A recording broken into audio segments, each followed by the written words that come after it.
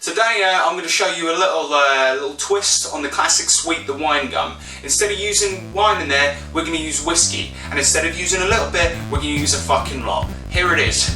First of all, you're going to need some whiskey, about 200 grams of that. You can use cheap alcohol, it doesn't really matter because the flavours will be masked by the sugarness. And then some grapeseed oil, just a tiny bit of that. Then you're going to need some cream of tartar, about half a tablespoon of that, followed by some liquid glucose, roughly about 200 grams.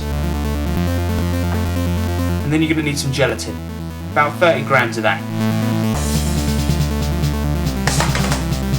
And lastly, some sugar, sort of an unspecified amount, but we'll get into that later. Okay, get a pan. And then just quickly line that with greaseproof paper. Then you're going to want to get a saucepan, put it on a low heat and add the whiskey first of all. Most of it, save a little bit for later. And then just add the gelatin. I made the mistake of measuring it the same pot, so a bit got stuck in there.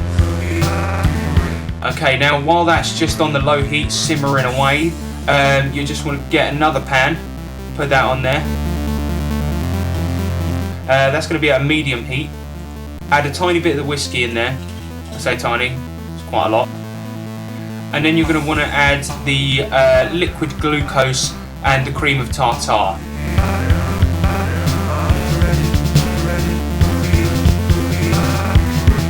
When that starts to bubble, like it is in the picture right now, that's the point where you need to take it off the heat. Then you're just going to want to add the other one. So long as the gelatin's dissolved, just give it a little stir and then take it and add it to the other pan. But you do need to make sure that all the gelatin has dissolved, otherwise it can sort of go really badly and congeal. So once that's all dissolved, add it into the other pan, taking the other pan off the heat. Give that a nice good stir, make sure it's all blended in together, then pour it into the pan that you grease-proofed earlier. And then just put that in the fridge. It's going to need to stay there for about 6 hours, but if you want to make doubly sure, you can just leave it there overnight. Once that's done, take it out. And now you're going to want to detach it from the paper. This can take some time because the recipe is very sticky. But you know, just take your time with it, don't be too forceful and you should be fine. Okay, then you're going to want to cut it into cubes. How big you want it depends on how big you want your sweets. Doesn't really matter here. I just did it roughly because, you know, a sweet's a sweet, doesn't really matter. And just sort of take your time, you know, do it whatever size you want.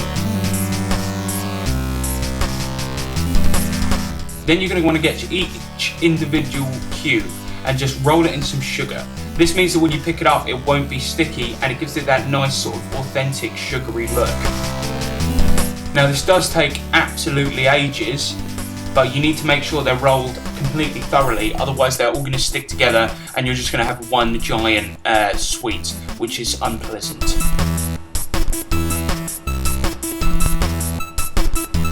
Once that's done, you're actually pretty much ready to go. And you can eat them, but you can leave them out a bit longer if you want them to harden.